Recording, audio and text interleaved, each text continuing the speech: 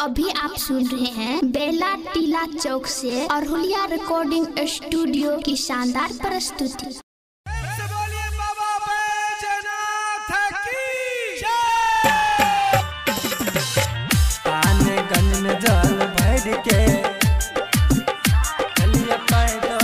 Music by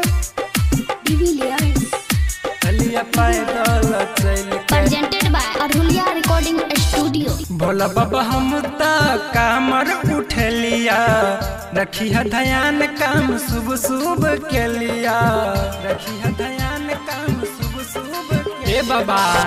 Bhola Baba हम काबर उठे लिया, रखी है ध्यान काम सुबह सुबह के लिया।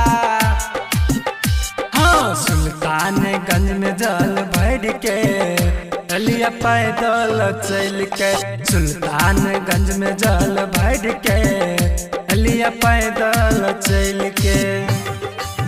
Presented by Arahuliya recording studio. Sultanganj में जल भर के चलिया पैदल चल के। म्यूजिक बाय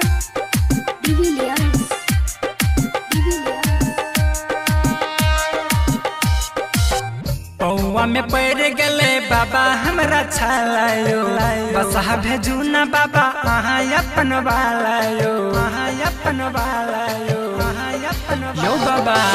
सहल न जाइया बाबा दुख हमरा हंस के, जल्दी से भेजियो नहीं कार्तिक गणेश के।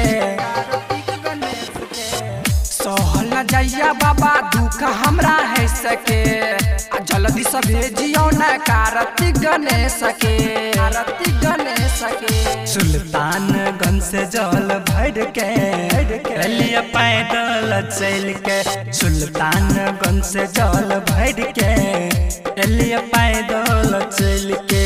ए बाबा सुल्तानगंज में जल भर के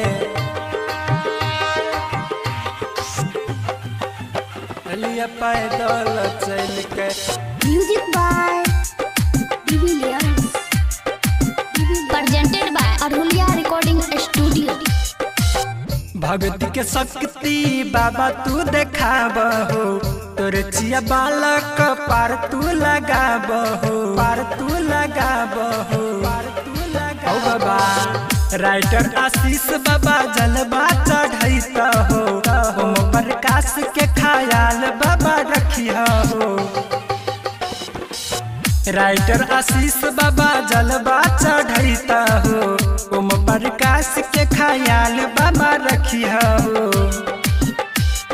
सुल्तानगंज से जल भर के लिया पैदल चल के, सुल्तानगंज से जल भर के लिया पैदल